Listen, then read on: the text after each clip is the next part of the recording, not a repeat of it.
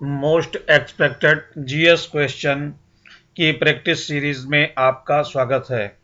इस सीरीज में हम प्रीवियस ईयर क्वेश्चन को डिस्कस करेंगे। आप लोग प्रश्नों को स्वयं से हल करें और कमेंट बॉक्स में बताएं कि कितने प्रश्न आपके सही जा रहे हैं। इस श्रृंखला से जुड़ने के लिए एग्जाम वाला EDU चैनल को सब्सक्राइब करें, जिससे हमारी जो नेक्स्ट सीरीज आने वाली है 10,000 प्रश्नों की, वो आप तक पहुंचती रहे। ठीक, आते हैं प्रश्नों पर। आपका पहला प्रश्न है, उज्जैन का प्राचीन काल में नाम क्या था? आपका पहला प्रश्न है, उज्जैन का प्राचीन काल में नाम क्या था? Option A Takshashila, option B Indraprastha, option C Avantika, option D इनमें से कोई नहीं, नन ऑफ दीज, इनमें से कोई नहीं। तो आपका सही आंसर सी है। आपका सही आंसर सी है, अवंतिका। उज्जैन का प्राचीन काल में नाम क्या था? उज्जैन ये मध्य प्रदेश के मालवा क्षेत्र में स्थित उज्जैन को भारत के प्राचीन ऐतिहासिक नगरों में गिना जाता है। यह भारत का प्राचीन ऐतिहासिक नगर था। यह 16 महाजनपदों में से एक, अवंती की 2 राजधानियों में से एक थी। ठीक, नेक्स्ट क्वेश्चन। विश्व का पहला गणतंत्र वैशाली में किसके द्वारा स्थापित किया गया? ऑप्शन ए मौर्य, बी गुप्त, सी नंद, डी लिच्छवी। आपका सही आंसर डी है, लिच्छवी। विश्व का पहला गणतंत्र वैशाली में किसके द्वारा स्थापित किया गया? तो आपका सही आंसर डी है, लिच्छवी के द्वारा विश्व का पहला गणतंत्र वैशाली में स्थापित किया गया। इसी में जो ये प्रश्न है, इसी में एक दूसरा प्रश्न भी छिपा हुआ है कि कभी ये पूछ लेता है कि विश्व का पहला गणतंत्र वैशाली में किसके द्वारा स्थापित किया गया, तो आपका आंसर डी लिच्छवी होगा।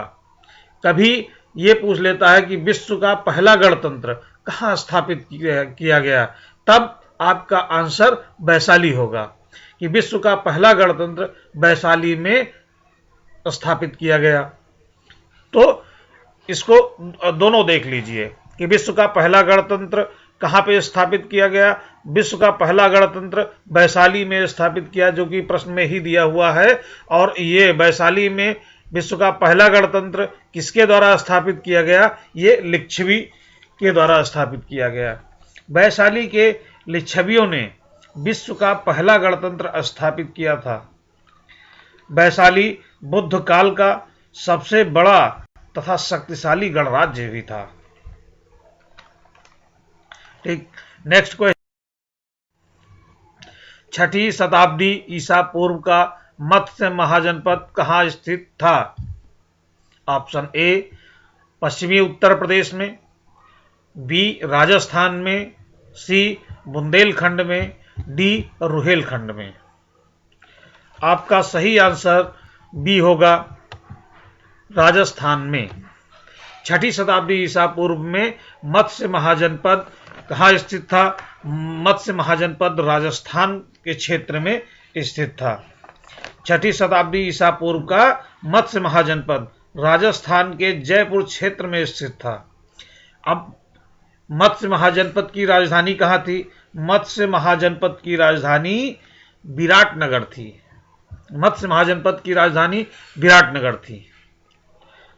अतः आपका प्रश्न उत्तर बी सही होगा, राजस्थान में था। Next question. निम्नलिखित में से कौन एक मगध साम्राज्य की राजधानी नहीं रहा? Option A Giribraj, B Rajgriha, C Pataliputra, D Kaushambi. तो इनमें से ये पूछा है कि कौन राजधानी नहीं रहा, तो ये कौशाम्बी कभी मगध साम्राज्य की राजधानी नहीं रहा है। बाकी ये तीन, गिरिब्रज, राजगृह और पाटलिपुत्र, ये तीनों समय समय पर मगध साम्राज्य की राजधानी रहे हैं। ठीक। नेक्स्ट क्वेश्चन, मगध में नंद वंश का संस्थापक कौन था? मगध में नंद वंश की स्थापना किसने की? Option A Mahapadma Nanda, B Ghanananda, C Nandivardhana, D Mahanandin. आपका सही आंसर ए होगा, महापद्म नंद ने मगध में नंद वंश की स्थापना की। इसलिए आपका सही आंसर ए होगा, महापद्म नंद। महापद्म नंद ने ही नंद वंश की स्थापना की। आइए नेक्स्ट क्वेश्चन, मगध का कौन सा सम्राट अपरो परशुराम व सर्वछत्रांतक के नाम से जाना जाता है? Option A Bindusara, B Ajatashatru, C Kalashoka, D Mahapadma Nanda. आपका सही आंसर डी होगा, महापद्म नंद। महापद्म नंद जो मगध में नंद वंश का संस्थापक था, बहुत ही प्रतापी शासक था। इसने अपनी उपाधि व उपनाम अपरो परशुराम व सर्वछत्रांतक की धारण की।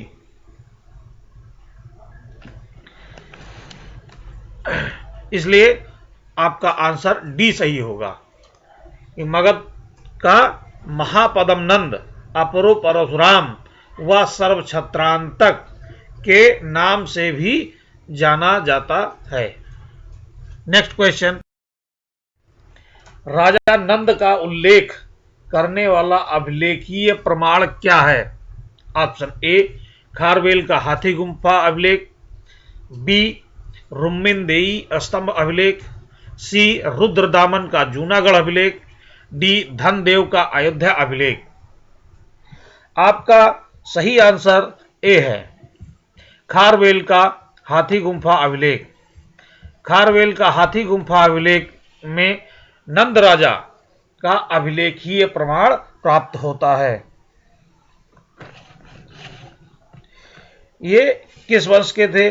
कलिंग के चेदी वंश का सबसे प्रतापी शासक खारवेल था।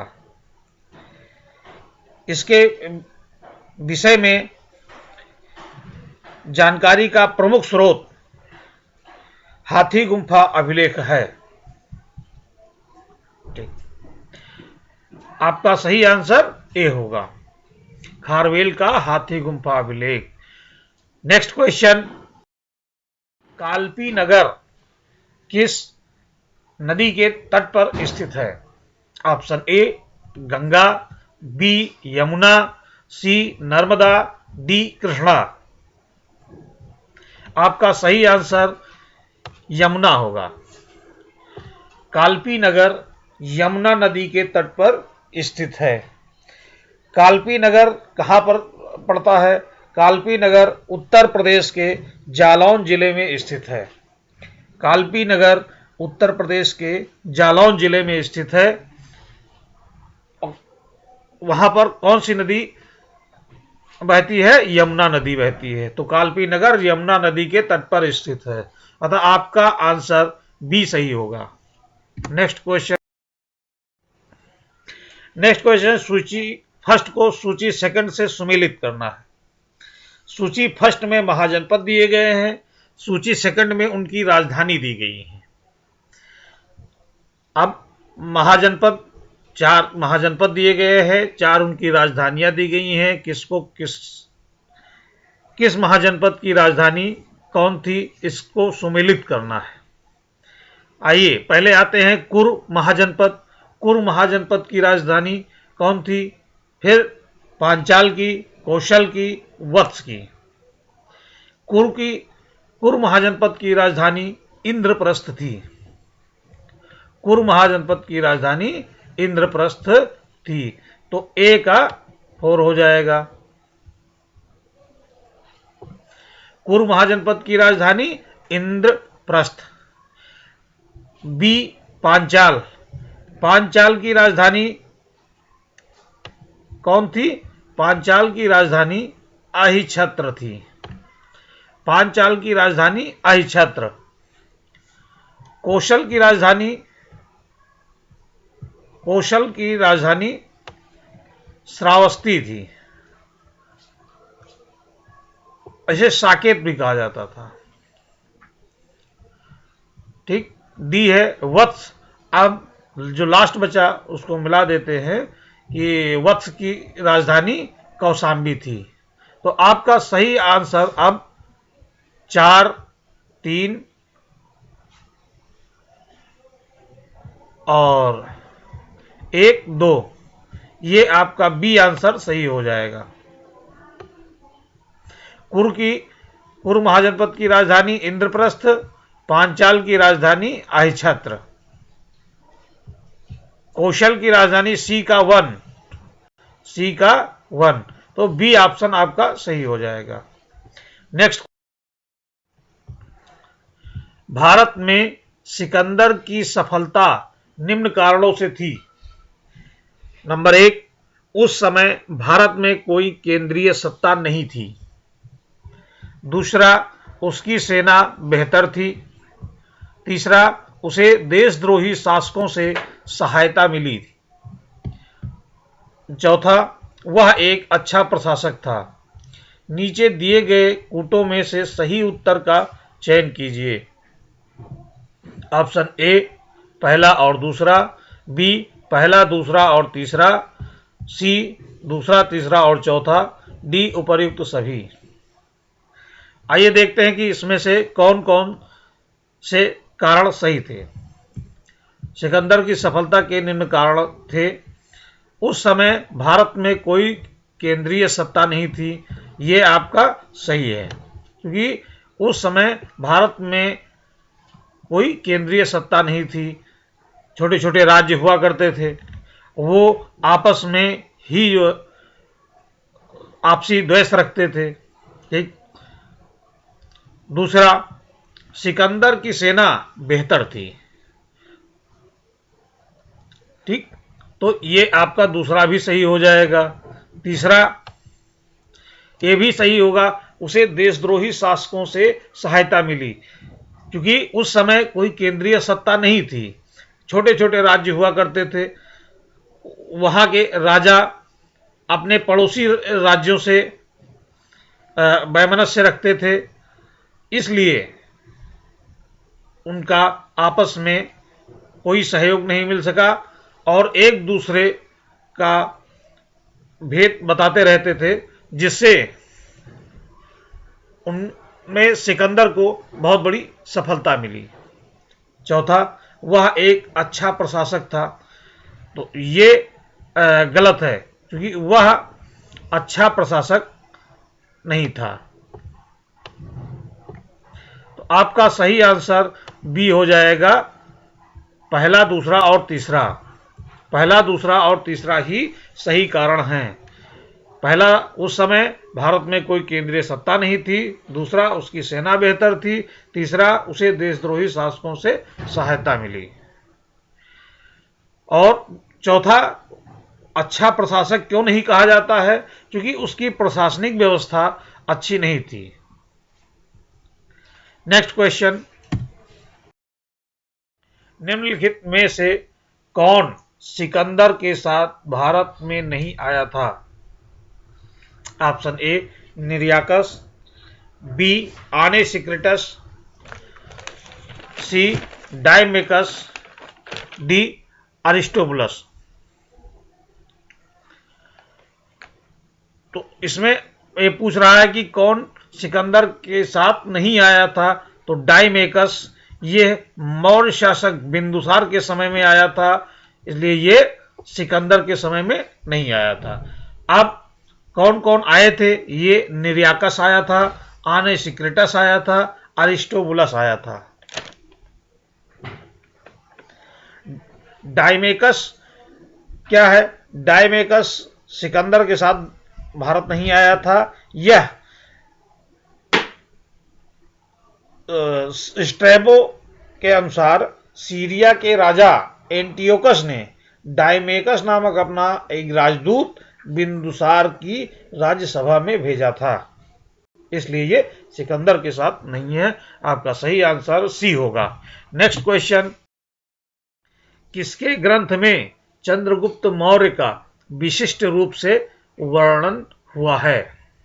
Option A Bhasa, B Shudraka, C Vishakhadatta, D अश्वघोष।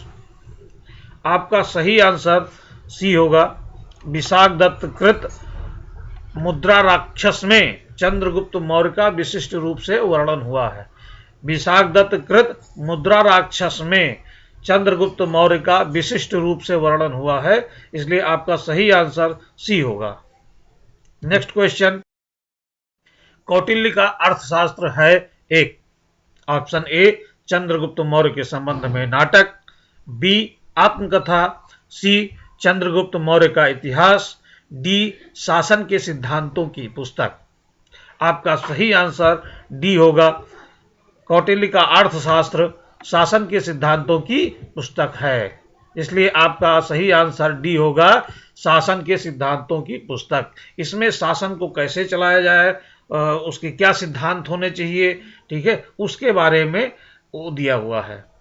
ठीक है, तो कौटिल्य का अर्थशास्त्र एक शासन के सिद्धांतों की पुस्तक है, इसलिए आपका सही आंसर डी होगा। नेक्स्ट क्वेश्चन,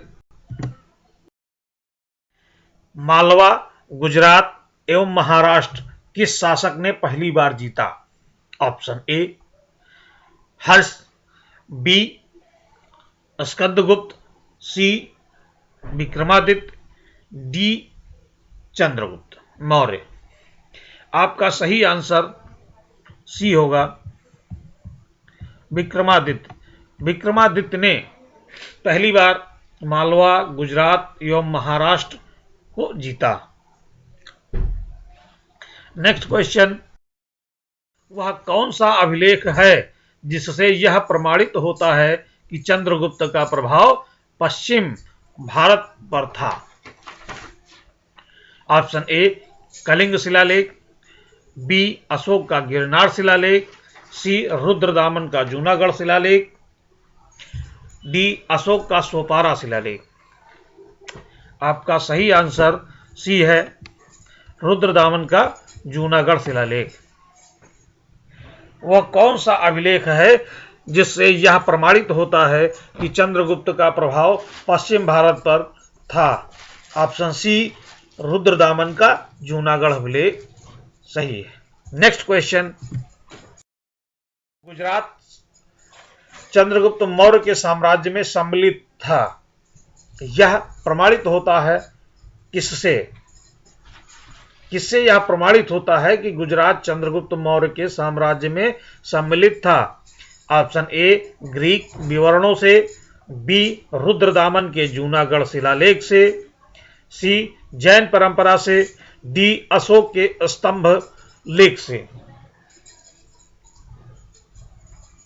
आपका सही आंसर बी होगा, रुद्रदामन के जूनागढ़ शिलालेख से।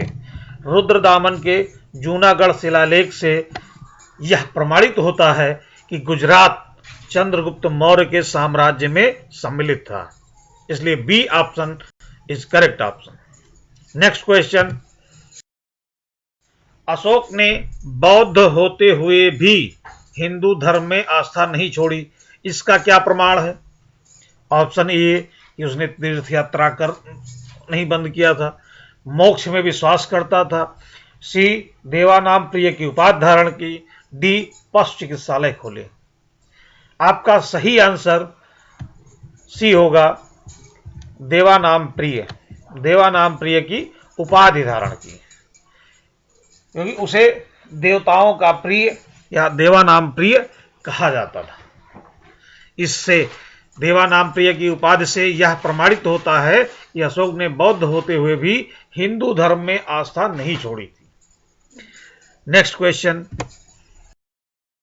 निम्नलिखित में कौन सा अधिकारी मौर्य प्रशासन का भाग नहीं था? ऑप्शन ए अग्रहारिक, बी युक्त, सी प्रादेशिक, डी राजुक। आपका सही आंसर, इसमें नहीं पूछ रहा है कि कौन मौर्य प्रशासन का भाग नहीं था, तो अग्रहारिक मौर्य प्रशासन का भाग नहीं था। क्यों? क्योंकि मौर्य प्रशासन के जो प्रमुख भाग थे वो 3 थे, युक्त, प्रादेशिक, राजुक। अब इनके कार्य देख लीजिए कि क्या होते थे। युक्त, ये जिले के अधिकारी होते थे जो राजस्व वसूल करने का काम करते थे। ये युक्त जिले के अधिकारी होते थे जो राजस्व वसूल करते थे। बी दूसरा प्रादेशिक, डी राजुक का यह राजस्व विभाग का कार्य देखता था, किंतु बाद में यह न्यायिक कार्य भी दे दिया गया, तो यह न्यायिक कार्य भी देखने लगा। तो ये राजुक राजस्व और न्यायिक दोनों कार्य देखता था, जबकि युक्त यह जिले का अधिकारी होता था और यह राजस्व वसूली से संबंधित अधिकारी था। प्रादेशिक यह मंडल का प्रधान अधिकारी होता था। यह वर्तमान में संभागीय आयुक्त की तरह ही होता था, इसे भी न्यायिक कार्य करना होता था।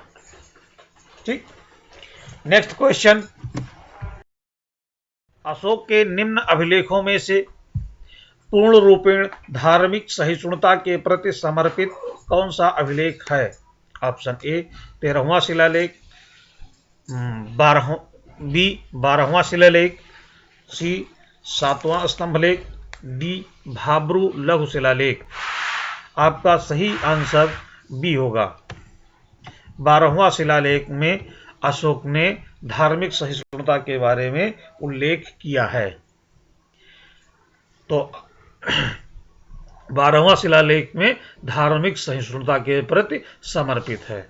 नेक्स्ट क्वेश्चन, अशोक का रुमिनदेई स्तंभ संबंधित है? ऑप्शन ए बुद्ध के जन्म से, बी बुद्ध के ज्ञान प्राप्ति से, सी बुद्ध के प्रथम उपदेश से, डी बुद्ध के शरीर त्याग से। आपका सही आंसर ए है, बुद्ध के जन्म से। अशोक का रुमिनदेई स्तंभ संबंधित है बुद्ध के जन्म से। ठीक, इस प्रकार से इस सीरीज को देखते रहें। थैंक्स फॉर वाचिंग एग्जाम वाला video. Please like, share and subscribe. इसको सब्सक्राइब कर लीजिए जिससे हमारी नेक्स्ट सीरीज का नोटिफिकेशन आप तक तुरंत पहुंच जाए। थैंक्स।